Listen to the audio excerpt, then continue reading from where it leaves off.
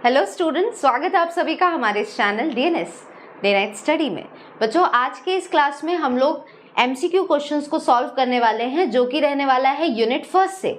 जैसा कि मैंने लास्ट क्लास में बताया ही था, लास्ट की क्लास जो आपकी लाइव मैंने यहाँ पे ली थी उसमें मैंने बताया था कि हम लोग नेक्स्ट क्लास में यानी कि आज की इस क्लास में हम लोग यूनिट फर्स्ट के एमसीक्यू क्वेश्चंस को देखेंगे, क्योंकि ऐसे बहुत सारे बच्चे होते हैं जिनके जो भी रिस्पेक्टिव यूनिवर्सिटी और कॉलेज है वहाँ पे पूरा जो पेपर है वो थ्योरी बेस्ड नहीं होता है। कुछ पेपर्स जो है वो यहाँ पे कैसे होते हैं, एमसीक्यू बेस्ड रहते हैं। इसीलिए साथ ही साथ हमने इस बार ऐसा प्लान किया है कि हम थ्योरी तो सॉल्व कराएंगे ही, वेरी शॉर्ट और लॉन्ग क्वेश्चंस को सॉल्व कराएंगे ही, बल्कि साथ ही साथ हम यहाँ पे एमसीक्यू सीरीज भी लेकर आ रहे हैं।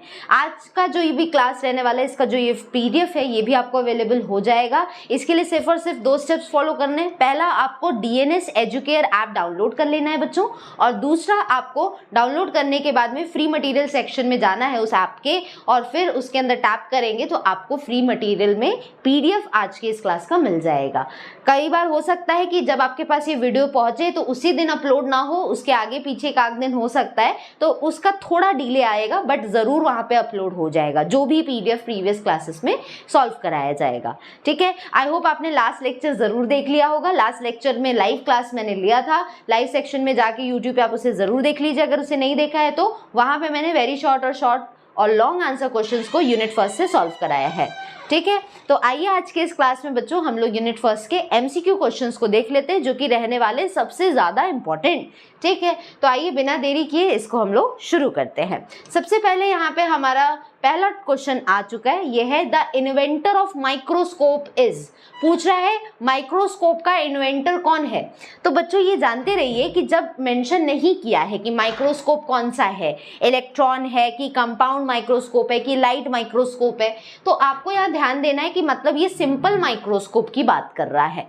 अब ये जानते रहिए कि यहाँ पे आपको 4 ऑप्शंस तो दिख ही रहे हैं, राइट। अब इन 4 ऑप्शंस में अगर आप देखेंगे तो आपको पहले में दिख रहा है गैलीलियो, दूसरा है एंटोन वॉन ल्यूवेनहुक, तीसरा है पास्चर और चौथा है यहाँ पे कोच। तो यहाँ पे जानते रहेंगे कि एंटोन वॉन ल्यूवेनहुक जो थे ये क्या किए बच्चों, इन्होंने लिविंग सेल की डिस्कवरी की थी। अगर आप डिस्कवरीज पढ़े होंगे, हल्का फुल्का आपको चीजें अगर याद होगी तो उसमें याद करिए कि लिविंग सेल की डिस्कवरी जो थी, सबसे पहली बार जब लिविंग सेल को देखा था माइक्रोस्कोप के अंदर, वो एंटोन वॉन ल्यूवेनहुक ने देखा था। ठीक है, अब ये सोचने वाली बात है कि सबसे पहली बार जब इन्होंने लिविंग सेल को देखा होगा तो दैट मीन्स कि इनके पास माइक्रोस्कोप रहा होगा, और इस लिविंग सेल को देखने के लिए ही इन्होंने माइक्रोस्कोप बनाया भी था। तो कहीं ना कहीं दोनों चीजें आपस में जुड़ी हुई है कि लिविंग सेल का डिस्कवरी के लिए इनको तो कंट्रीब्यूशन इनका मिलता ही है, इन्होंने ये डिस्कवरी की थी, साथ ही साथ सबसे पहली बार का माइक्रोस्कोप भी इन्होंने ही बनाया था। तो हमारा करेक्ट आंसर क्या हो जाएगा बच्चों इस क्वेश्चन का, ऑप्शन नंबर बी। ठीक है, चलिए नेक्स्ट क्वेश्चन की तरफ बढ़ेंगे। ठीक है, तो ये पहला क्वेश्चन हो गया, इसका करेक्ट ऑप्शन है बी। नेक्स्ट क्वेश्चन की तरफ बढ़ते हैं। नेक्स्ट क्वेश्चन है electron microscope was discovered by. अब देखो इस क्वेश्चन में पहले इलेक्ट्रॉन मेंशन कर दिया है, मतलब टाइप ऑफ माइक्रोस्कोप क्लियरली पूछा है कि इलेक्ट्रॉन माइक्रोस्कोप है। अब इस माइक्रोस्कोप की डिस्कवरी कौन किया है, तो बच्चों इलेक्ट्रॉन माइक्रोस्कोप का जब नाम आता है तो आपको याद रखना होगा कि यहाँ पे बात किसकी हो रही है, रस्क की बात हो रही है। अब देख लो इसमें ध्यान से कि कौन से ऑप्शन में आपको रस्क दिख रहा है। तो देखो नॉल और रस्क का यहाँ पे आपको थर्ड ऑप्शन में दिख रहा है, चौथा तो नन ऑफ दीज है, दूसरा है जैनसन एंड हैंस, और पहला है प्रोफेसर फ्रिट्ज। तो बच्चों जैनसन एंड जैनसन ने क्या किया था, इन्होंने कंपाउंड माइक्रोस्कोप को डिस्कवर किया था, है ना। क्या किया था, कंपाउंड माइक्रोस्कोप डिस्कवर किया था। ये मैंने जब लास्ट लेक्चर बताया है, अभी लाइव क्लास जो ली है मैंने इंपॉर्टेंट क्वेश्चंस की, उसमें देखिएगा वहां पे मैंने इस चीज को मेंशन किया है। ठीक है, तो ये कंपाउंड माइक्रोस्कोप की डिस्कवरी में आता है।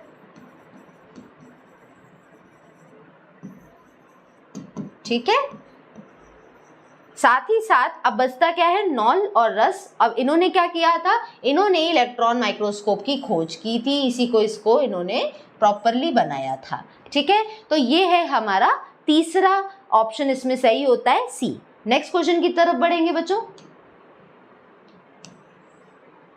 थर्ड क्वेश्चन है German scientist who invented electron microscope पूछ रहा है and that won him 1986 Nobel prize for physics was.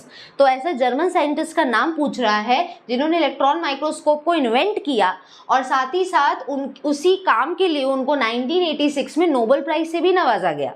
Options में है J.A.D. जेंसन, अगेन देखो कंफ्यूज करने के लिए जेंसन लिखा है लेकिन क्वेश्चन में पहले से ही गिवन है कि भाई ये इलेक्ट्रॉन माइक्रोस्कोप है, राइट।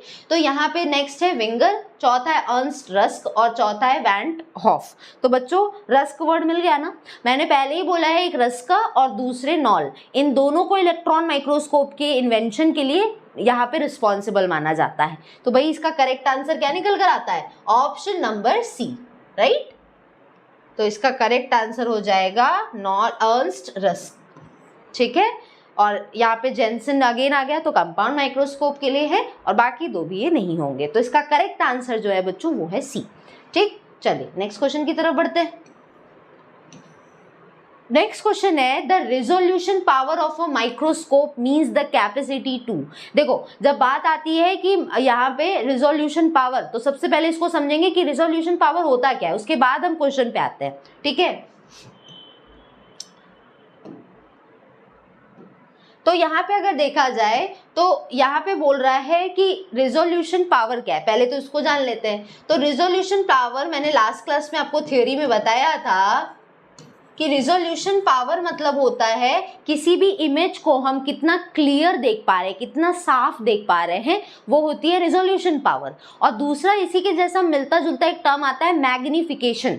मैग्निफिकेशन क्या होता है, मैग्निफिकेशन का मतलब होता है कितना हम किसी इमेज को जूम इन करके देख सकते हैं, ठीक है। तो जितना हम इमेज को जूम इन करके देख पाते हैं वो होता है मैग्निफिकेशन, और जितना हम क्लियर इमेज को देख सकते हैं वो होता है रिजोल्यूशन। अब क्वेश्चन देखो रिजोल्यूशन से है, पूछ रहा है the resolution power of a microscope means the capacity to.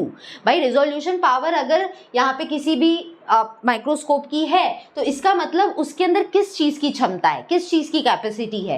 पहला है मैग्नीफाई करे इमेज को, देखो ये तो गलत है क्योंकि मैग्नीफाई करने की इमेज मतलब मैग्निफिकेशन के बारे में पूछना, तो ये तो नहीं पूछ रहा है, रिजोल्यूशन पावर पूछ रहा है। नेक्स्ट डिस्टिंग्विश, हम बता पाए अंतर बिटवीन ऑर्गेनल, ऑर्गेनल के बीच का अंतर बताना।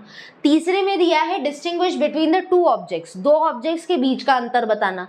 और लास्ट में दिया है अंतर बताना दो क्लोज पॉइंट्स, दो पॉइंट्स अगर काफी आसपास लोकेटेड है तो उन दोनों पॉइंट्स के बीच में क्या डिफरेंस है और वो दोनों पॉइंट्स कितने अलग अलग हैं, यानी एक पॉइंट अलग है दूसरा अलग है, ये हम अगर देख पा रहे हैं तो इसका मतलब है कि वो रिजोल्यूशन पावर है माइक्रोस्कोप की। तो करेक्ट आंसर क्या निकल कर आता है, फोर्थ। क्योंकि देखो डिस्टिंग्विश ये अंतर तो बताता है रिजोल्यूशन पावर, लेकिन एकदम छोटी चीजों का अंतर बताता है, तो इसके लिए हम कह सकते हैं कि दो सबसे पास रखे हुए पॉइंट्स को भी ये अलग करके दिखा सकता है, ये होता है रिजोल्यूशन पावर। तो करेक्ट आंसर इसका हमारा क्या हो जाएगा बच्चों, option number D. Option number D हमारा इसका करेक्ट आंसर है, ठीक है। नेक्स्ट क्वेश्चन पे आते हैं।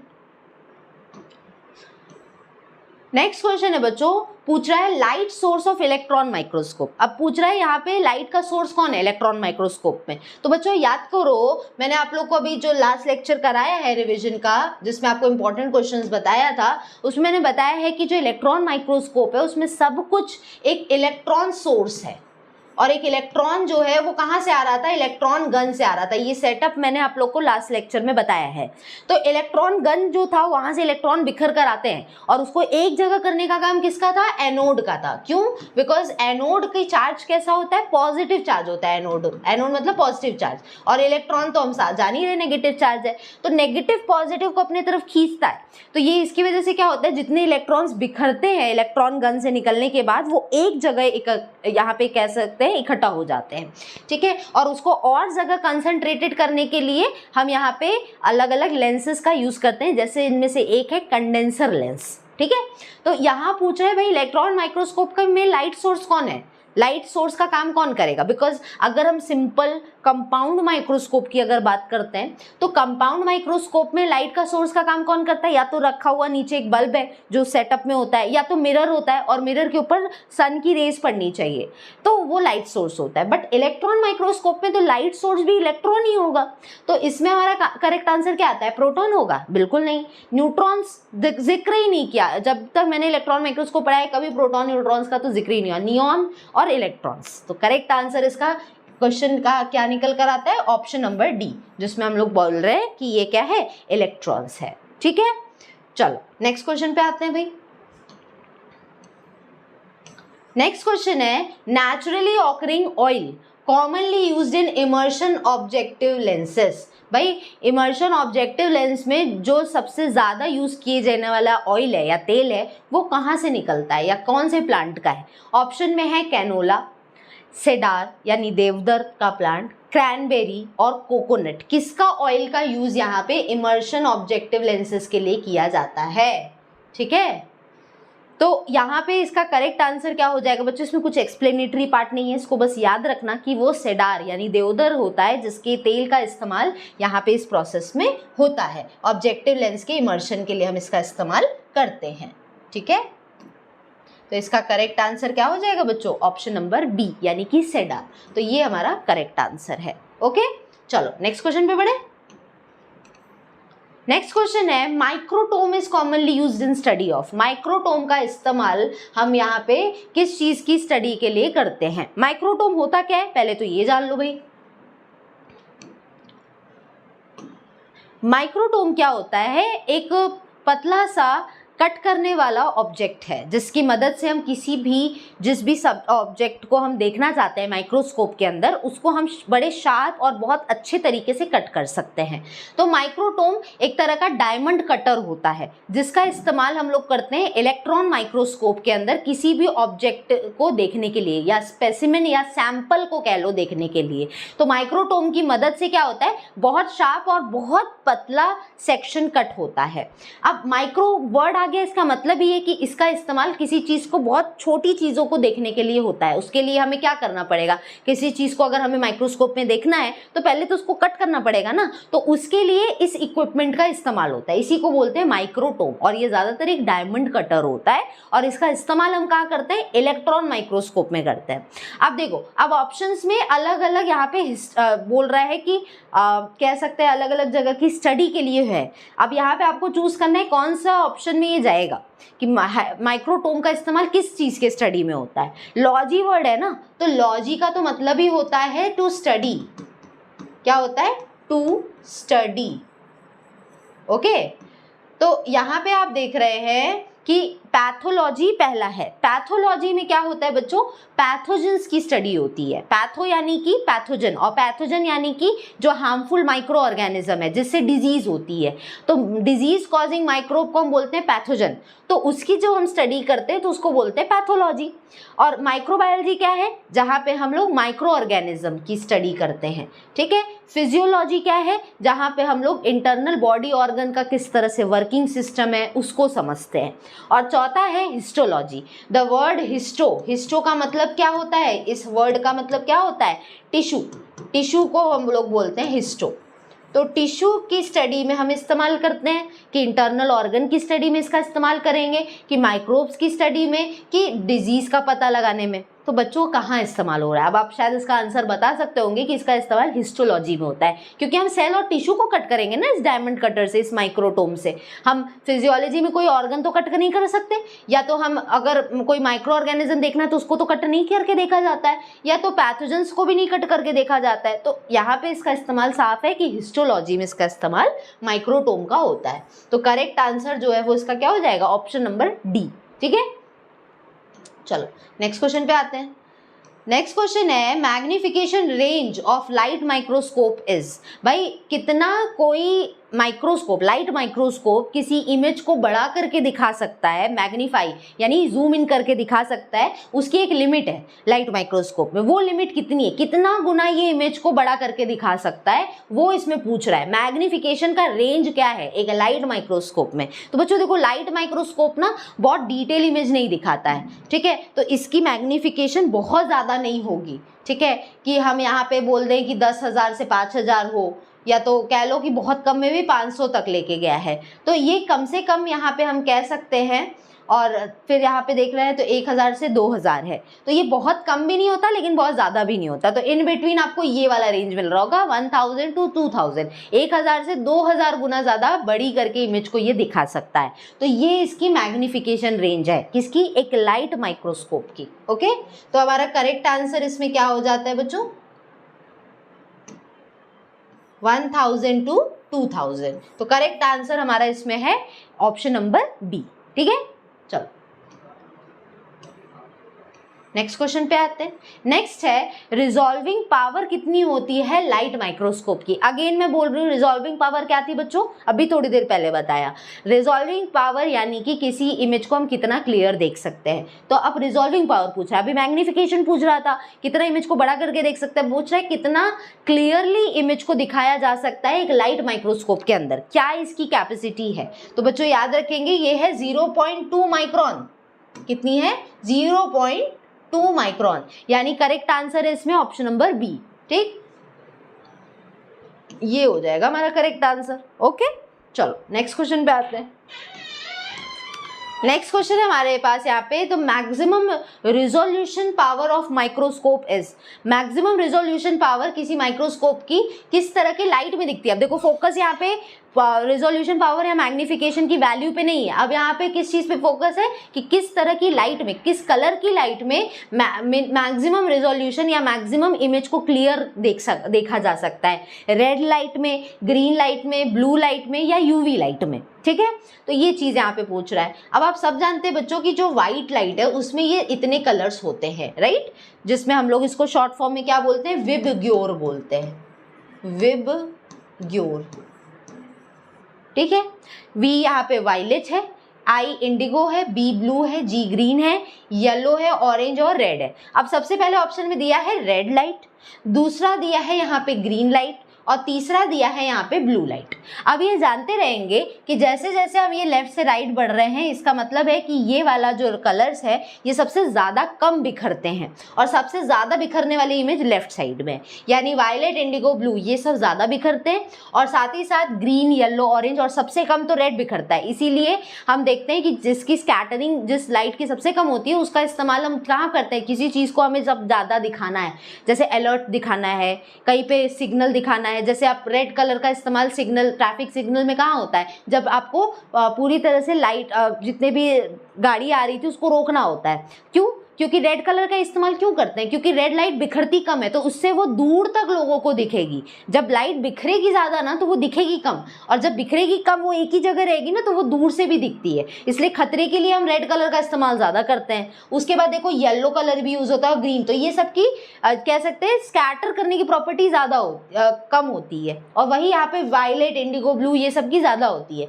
तो आप बड़े आसानी से समझ पा रहे होंगे कि अगर हमें इमेज को क्लियरली देखना है तो हम यहाँ पे किस तरह की लाइट का इस्तेमाल करते हैं, ब्लू लाइट का इस्तेमाल करते हैं। किस लाइट का इस्तेमाल करते हैं, ब्लू लाइट का। ओके, तो ये हमारा करेक्ट आंसर है सी इसका। चलो भाई नेक्स्ट क्वेश्चन पे बढ़ते हैं।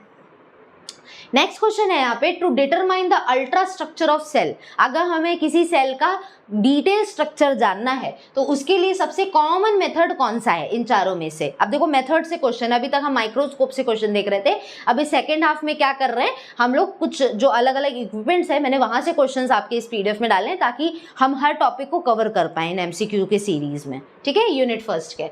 तो पहला है ऑटो रेडियोग्राफी, दूसरा है फेस कॉन्ट्रास्ट माइक्रोस्कोप, तीसरा इलेक्ट्रॉन माइक्रोस्कोप और चौथा है टिश्यू कल्चर, ठीक है। तो देखो जब हमें किसी कह सकते हैं हमें डिटेल स्ट्रक्चर जानना है, हमें अल्ट्रा स्ट्रक्चर जानना है। अब देखो लास्ट लेक्चर में मैंने आप लोग को जहाँ पे वेरी शॉर्ट लॉन्ग क्वेश्चन को डिस्कस कराया था लाइव क्लास में कल के, उसमें मैंने बताया था कि अगर हमें डिटेल इमेज जाननी है, चाहे हमें किसी सेल के अंदर का स्ट्रक्चर, सेल जानना है, उसके अंदर का न्यूक्लियस कहाँ लोकेटेड है, साइटोप्लाज्म कैसा है, कौन सा ऑर्गेनल है, ये जानना है, या हमें उस इमेज का एक्सटर्नल स्ट्रक्चर भी समझना है, शेप समझना है, साइज समझनी है, तो उन सभी के लिए हम इलेक्ट्रॉन माइक्रोस्कोप का इस्तेमाल करते हैं। तो डिटेल स्ट्रक्चर के लिए हमेशा हम इलेक्ट्रॉन माइक्रोस्कोप का ही इस्तेमाल करेंगे। ठीक है।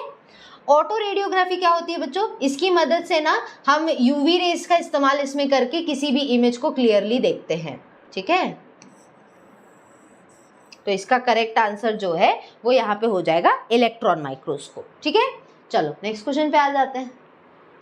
टिश्यू कल्चर तो हमारे इस टॉपिक में है ही नहीं, तो आप इसको आराम से हटा दीजिए। फेस कॉन्ट्रास्ट माइक्रोस्कोपी का इस्तेमाल हम यहाँ नहीं करते। सेल डिवीजन वगैरह के अगर हमें क्रोमोसोम वगैरह देखना है तो उसमें हम इसका इस्तेमाल करेंगे। ठीक है, फेस कॉन्ट्रास्ट माइक्रोस्कोपी का। नेक्स्ट क्वेश्चन पे आते हैं बच्चों। नेक्स्ट क्वेश्चन है the ability of microscope to distinguish between two objects into two separate object. अगर एक माइक्रोस्कोप की वो एबिलिटी जिसमें वो दो ऑब्जेक्ट्स को दो अलग अलग ऑब्जेक्ट्स के रूप में दिखा पाए, वो उसकी क्या होती है, वो उसकी कौन सी एबिलिटी है, उसकी कौन सी क्षमता है? रिजॉल्विंग पावर है, वेवलेंथ है, यहाँ पे Na यानी नन ऑफ द अबव और नन ऑफ दीज, यानी नन ऑफ द अबव मतलब ए बी में से कोई भी नहीं, नन ऑफ दीज में से मतलब इन सभी में से भी कोई नहीं। तो यहाँ पे बोल रहे हैं कि भाई बताइए, अब आप बता सकते हैं। रिजॉल्विंग पावर हम कई बार पढ़ चुके हैं, जब इमेज को हम लोग बहुत क्लियरली देख सकें, दो पॉइंट्स को भी अलग अलग रूप में देख सकें, मतलब वो हो गई वो उसकी रिजॉल्विंग पावर। यानी कि 12th का करेक्ट आंसर हमारा क्या हो जाएगा? Resolving power, right. तो इसका करेक्ट आंसर हो गया, देखो गलत जगह जा रहा है, रिजॉल्विंग पावर, रिजॉल्विंग पावर। ठीक है, चलो आगे बढ़े। ओके, नेक्स्ट क्वेश्चन है हमारा, DNA is visualised using ethidium bromide under. अगर हमें डीएनए को देखना है तो उसके लिए ना हम एक स्टेन का इस्तेमाल करते हैं, और वो स्टेन है इथीडियम ब्रोमाइड। जैसे आप अभी लैब में जाते होंगे, जितने भी फर्स्ट सेमेस्टर के बच्चे हैं तो वो लैब में जाते होंगे, तो आप स्टेन यूज करते हैं ना, कलर का इस्तेमाल, जिससे आप जो भी सेल को कट करते हैं या टिश्यू कट करते हैं उस पर आप कलर डालते होंगे। ज्यादातर आप सैफ्रनिन का इस्तेमाल करते हैं जो कि लाल कलर का होता है, और कुछ केसेस में आप मिथाइलिन ब्लू का भी इस्तेमाल करते होंगे जो कि ब्लू कलर का होता है। ठीक है, तो यहाँ पे देखा जाए तो डीएनए को अगर देखना है तो इसके लिए एक अलग स्टेन यूज होता है, और इस स्टेन का नाम होता है इथीडियम ब्रोमाइड। अब डीएनए को स्टेन तो कर दिया, लेकिन अब बात जब देखने की आती है, विजुअलाइज करना यानी देखना, तो देखने के लिए हम किस लाइट का इस्तेमाल करते हैं? तो इसमें बच्चों याद रखना कि हम यूवी लाइट का यूज करते हैं, यानी अल्ट्रा वायलेट लाइट का यूज हम करते हैं डीएनए को देखने के लिए। इसको दिमाग में बैठा लो, डीएनए को देखने के लिए हम कौन से लाइट का यूज करते हैं? अल्ट्रा वायलेट लाइट का, यानी कि ऑप्शन नंबर डी हमारा इसमें करेक्ट है। ओके, चलो नेक्स्ट क्वेश्चन पे आते हैं। नेक्स्ट क्वेश्चन है हमारे पास, the technique of chromatography was introduced by. Chromatography की जो टेक्निक है उसे किसने दी थी? ऑप्शंस में स्वेडबर्ग ने दी थी, विल्किंस ने दी थी, और जेर्निकी ने दी थी, या ट्वेट ने दी थी, ये पूछ रहा है। तो भाई क्रोमेटोग्राफी क्या है? क्रोमेटोग्राफी एक ऐसी टेक्निक है जिसके जरिए हम कलर्स को अलग करते हैं। यहाँ पे देखो टर्म ही दिया है क्रोम, और ये जो क्रोम वर्ड है इसका मतलब ही होता है कलर। तो जब भी ये टेक्निक आ जाए इसमें क्रोम वर्ड लिखा है, इसका मतलब ही कलर होता है। आप क्रोम यूज भी करते होंगे, उसका आप आइकन देखे होंगे, वो बड़ा कलरफुल होता है, तो क्रोम का मतलब ही कलर होता है। तो क्रोमेटोग्राफी एक ऐसी टेक्निक होती है जिसके मदद से हम लोग एक कलर के अंदर अगर ढेर सारे कलर मिक्स हैं तो उसको, उस अलग अलग कलर को वो सेपरेट कर सकता है इस टेक्निक के जरिए। जैसे अगर हम बात करें एक इंक है, तो अगर इंक में ब्लू कलर भी मिक्स है और ब्लैक कलर भी मिक्स है, तो इस टेक्निक के जरिए ब्लू और ब्लैक कलर अलग हो जाएगा। जैसे क्लोरोफिल पिगमेंट है, तो क्लोरोफिल जो है वो ग्रीन कलर का होता है, लेकिन उसके अंदर और भी पिगमेंट्स पाए जाते हैं। क्लोरोफिल ए होता है, बी होता है, ज़ैंथोफिल होता है, कैरोटीनॉइड होता है। तो इस टेक्निक के जरिए अगर हम उसको अलग करना चाहेंगे तो ये अलग अलग कलर शो करेगा। तो ये इसका इस्तेमाल ही हम करते हैं कलर्स को सेपरेट करने के लिए। ठीक है, और इसको टेक्निक जो है वो इंट्रोड्यूस किसने किया था? ट्वेट ने किया था। तो करेक्ट आंसर 14th का बच्चों डी हो जाएगा। ओके, नेक्स्ट क्वेश्चन पे आ जाते हैं। नेक्स्ट है, which technique is use for the separation of pigments from one another. होगा यहाँ पे कौन सी टेक्निक है जिसकी मदद से हम पिगमेंट्स को सेपरेट कर सकते हैं? भाई अभी तो पढ़ा है ना, किस चीज से? फ्रॉम वन अनदर, एक दूसरे से अलग करने के लिए, पिगमेंट्स के लिए पूछ रहा है कि कौन सी टेक्निक का इस्तेमाल होता है। तो सिंपल सी बात है भाई, कलर की जहां बात हुई मतलब क्रोमेटोग्राफी। आँख बंद करके लिख सकते हैं, क्रोमेटोग्राफी होगा, कुछ नहीं और ऑप्शन चेक करना है। चलो नेक्स्ट क्वेश्चन पे आते हैं। नेक्स्ट है which microscope is best for the study process of mitosis. ये बढ़िया क्वेश्चन है। पूछ रहा है भाई कि माइटोसिस जो कि एक तरह का सेल डिवीजन है, इसका इस्तेमाल हम लोग यहाँ पे अगर माइटोसिस को स्टडी करना है जो कि एक तरह का सेल डिवीजन है, तो इसमें हम लोग किस तरह के माइक्रोस्कोप का इस्तेमाल करते हैं। माइक्रोस्कोप बहुत टाइप के हैं। एक इलेक्ट्रॉन माइक्रोस्कोप है जिसका जिक्र हमने किया है थोड़ा सा, एक है डार्क फील्ड माइक्रोस्कोप, एक है फेज कॉन्ट्रास्ट माइक्रोस्कोप। अब आपको बताया ना इन तीनों में से किसका इस्तेमाल होता है अगर हमें माइटोसिस स्टडी करना है। माइटोसिस एक तरह का सेल डिवीजन है और इसमें हम क्या करते हैं, क्रोमोसोम्स को बेसिकली देखते हैं। क्रोमोसोम्स को देखा जाता है। किसको देखा जाता है, क्रोमोसोम्स। अब इसमें मैक्सिमम बच्चे गलत आंसर लगा के आएंगे और वो है इलेक्ट्रॉन माइक्रोस्कोप। बच्चों लेकिन इसका आंसर इलेक्ट्रॉन माइक्रोस्कोप नहीं होगा। अगर हमें क्रोमोसोम्स को देखना है, क्योंकि माइटोसिस हो या मियोसिस हो, हम उसमें मेन क्रोमोसोम्स ही देखते हैं, तो क्रोमोसोम्स को देखने के लिए ज़्यादातर क्रोमोसोम ऐसा होता है, इसमें एक सेंटर होता है, इसको हम लोग सेंट्रोमियर बोलते हैं, इसके आर्म्स होते हैं जिसको हम क्रोमेटिड्स बोलते हैं, इसको पूरे को हम क्रोमोसोम बोलते हैं। इसको ऑब्जर्व करना अगर हम है तो इसके लिए हमें माइटोसिस या मियोसिस जैसे सेल डिवीजन को पढ़ना होता है। उसके लिए हम माइक्रोस्कोप कौन सा इस्तेमाल करेंगे, तो बच्चों ये वाला माइक्रोस्कोप यूज होता है, फेज कॉन्ट्रास्ट माइक्रोस्कोप। ये माइक्रोस्कोप का वर्किंग ये है कि ये ना कॉन्ट्रास्ट क्रिएट करता है। जो भी इमेज दिखेगी आपको उसमें कॉन्ट्रास्ट होगा। कॉन्ट्रास्ट यानी कि दो अलग अलग कलर। अब दो कलर इसमें दिखते क्या हैं, एक वाइट कलर दिखता है और दूसरा ब्लैक। अब आप बोलेंगे ले इसमें कैसे समझ में आएगा, भाई ये बहुत क्लियर इमेज देता है। कुछ जगह वाइट इमेजेस आएगी, कुछ जगह ब्लैक आएगा, उसकी वजह से क्या होगा, एक मार्जिन बन जाएगी। जैसे वाइट का अगर एक लेयर दिख रहा है तो उसके अंदर ब्लैक दिखेगा, उसमें कई जगह डिपेंडिंग कि वो सेल कैसा है उसकी वजह से अलग अलग मार्जिन पे वाइट और ब्लैक कलर्स आएंगे, जिसकी वजह से हमें बड़ी डिटेल इमेज मिल पाएगी और साथ ही साथ हम क्रोमोसोम्स को भी बड़े आसानी से इससे देख सकते हैं। तो फेज कॉन्ट्रास्ट माइक्रोस्कोपी में क्या होता है, लाइट की वेवलेंथ को चेंज कर दिया जाता है, जिसकी वजह से जो लाइट अल्टीमेटली इमेज बनाती है उसमें कॉन्ट्रास्ट आता है, व्हाइट और ब्लैक कलर का कॉन्ट्रास्ट आता है, जिससे इमेज एकदम क्लियर बनती है। तो इस माइटोसिस वगैरह की स्टडी के लिए हम फेज कॉन्ट्रास्ट माइक्रोस्कोपी का इस्तेमाल करते हैं। तो C is the correct answer. Next question पे आते हैं। 17th क्वेश्चन है scanning electron microscopy is important for which image. अगर स्कैनिंग इलेक्ट्रॉन माइक्रोस्कोपी है यानी SEM, भाई दो तरह के इलेक्ट्रॉन माइक्रोस्कोप हैं, एक है TEM और एक है SEM। यहाँ बोल रहे हैं जो SEM है ये किस तरह की इमेज बनाता है। बच्चों ये लास्ट लेक्चर में बताया है मैंने। ये देखो स्कैनिंग इलेक्ट्रॉन माइक्रोस्कोपी जब आ गया, इधर देख लेते हैं, जब बात स्कैनिंग इलेक्ट्रॉन SEM का होता है तो ये जानते रहो कि ये कैसी इमेज बनाता है। ये ज़्यादातर शेप और साइज बताता है किसी भी ऑब्जेक्ट का, शेप एंड साइज। इसके लिए हम स्कैनिंग का यूज़ करते हैं। और अगर हमें डिटेल इमेज चाहिए, डिटेल्स अल्ट्रा स्ट्रक्चर सपोज करो देखना है, हमें क्या देखना है, अल्ट्रा स्ट्रक्चर, तो इसके लिए हम किसका इस्तेमाल करेंगे, इसके लिए हम यूज़ करते हैं TEM, ट्रांसमिशन का।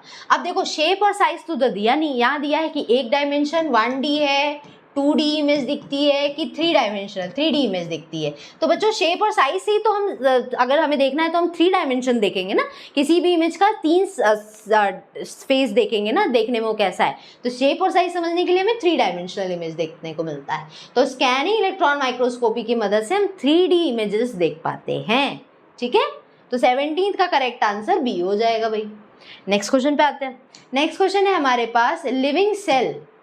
देखो वापस बता दूं यहाँ पे आप सभी को कि जो भी लोग यहाँ पे ये वीडियो देख रहे हैं उनको बता दूं, आज के इस क्लास का फ्री PDF आपको DNS एजुकेयर ऐप पर मिल जाएगा।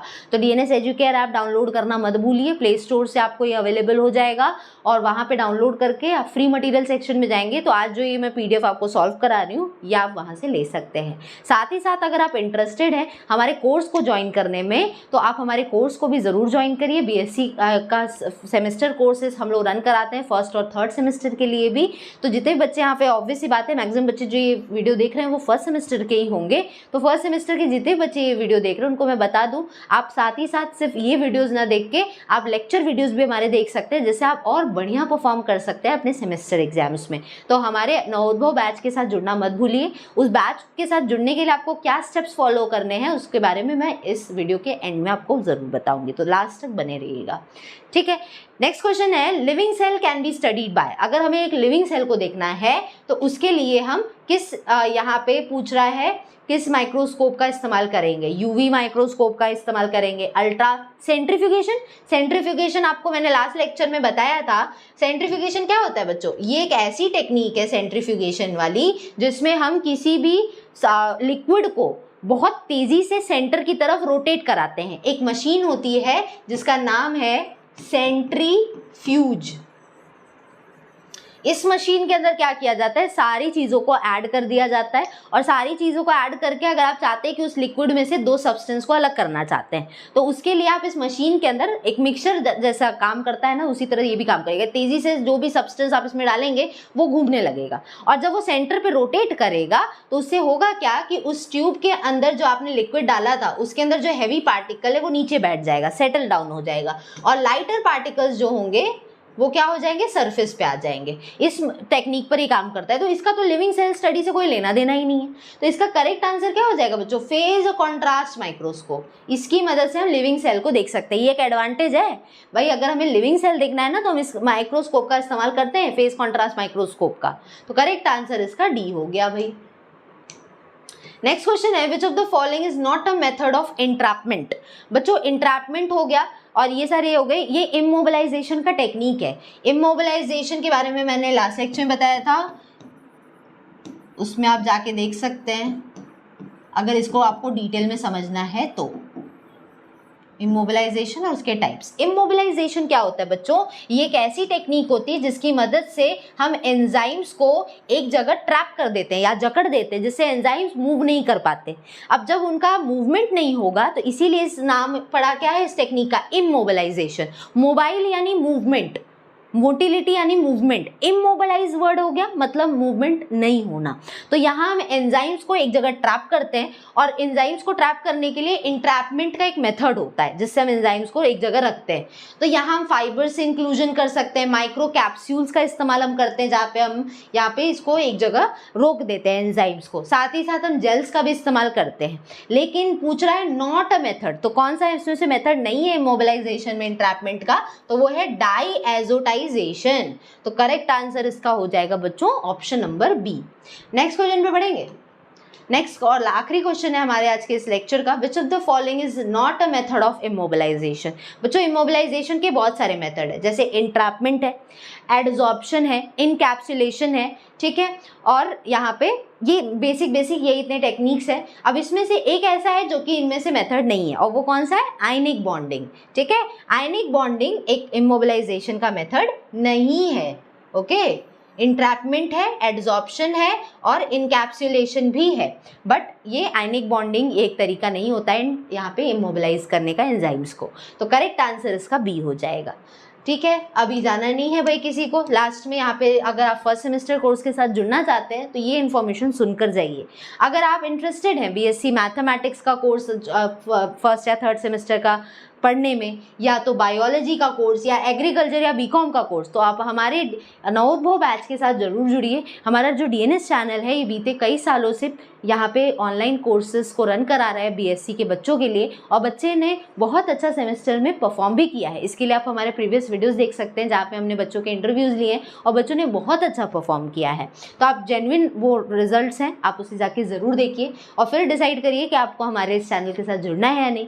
अगर कोर्स के फीचर्स की बात करें तो हमारे ऑनलाइन इंटरैक्टिव क्लासेस आपको कराई जाएगी। सारी क्लासेस हमारे डीएनएस एजुकेयर ऐप पर चलेगी और अगर आप हमारे कोर्स के साथ जुड़ते हैं तो जो भी पीडीएफ आपको फ्री में अवेलेबल हो रहा है वो आप डाउनलोड करके और उसको शेयर भी कर सकते हैं उन पीडीएफ को। तो ये अवेलेबिलिटी सिर्फ उन्हीं बच्चों को मिलेगी, ये अपॉर्चुनिटी सिर्फ उनके लिए है जो बच्चे यहाँ पे पेड कोर्स के होंगे, यानी हमारे कोर्स के साथ जुड़ेंगे। साथ में हैंड रिटन नोट्स मिल जाएगी। हालांकि बाकी बच्चों को भी पीडीएफ देखने को मिलेगा बट वो उसे सेव नहीं कर सकते हैं अपने पास, वो उस ऐप में ओपन करेंगे तभी वो उनको पीडीएफ दिखेगा। प्रीवियस ईयर के क्वेश्चन पेपर्स देख सकते हैं, वन शॉट रिविजन भी कर सकते हैं, 1-to-1 मेंटरशिप प्रोग्राम मिलेगी। ये इतने फीचर्स हैं हमारे क्लासेस की। सबसे बेस्ट क्वालिटी आपको पूरी क्लासेस जो है वो यहाँ पे बहुत बेटर तरीके से हमारे मेंटोर्स हैं जो कि आपको अच्छे से पढ़ाएंगे और प्रीवियस ईयर के क्वेश्चन कराएंगे, जिससे एक आइडिया मिल जाता है कि मुझे इस टॉपिक से किस तरह से क्वेश्चंस बनते हैं। अब ये जो पूरा कोर्स है ये आपको 1250 मिल जाएगा, बहुत मिनिमम प्राइस है, ठीक है। और एक टाइम आपको पेमेंट करना है और पूरा कोर्स जो है हमारे 3 महीने के कोर्स है वो 3 महीने के अंदर ये कंप्लीट हो जाता है। हालांकि एक बार अगर आप कोर्स परचेज करते हैं तो आपके पास ये पूरा कोर्स 1 साल के लिए अवेलेबल रहेगा। आप भी अगर हमारे इंटरेस्टेड है नवोदय बैच के साथ में जुड़ने के लिए तो ये हमारा व्हाट्सएप नंबर है जो स्क्रीन पे आपको डिस्प्ले हो रहा है, इस पे कांटेक्ट करके आप बाकी इन्फॉर्मेशन एडमिशन से रिलेटेड ले सकते हैं। तो बच्चों आई होप आज की जो ये क्लास रही है जिसमें हमने यूनिट फर्स्ट के एमसीक्यू क्वेश्चंस को डिस्कस किया है बीएससी फर्स्ट सेमेस्टर के बच्चों के लिए, ये आपको अच्छे से समझ में आया होगा। जल्दी मिलेंगे नेक्स्ट क्लास में नेक्स्ट यूनिट के साथ में। अभी के लिए बच्चों इतना ही रहेगा। Thank you.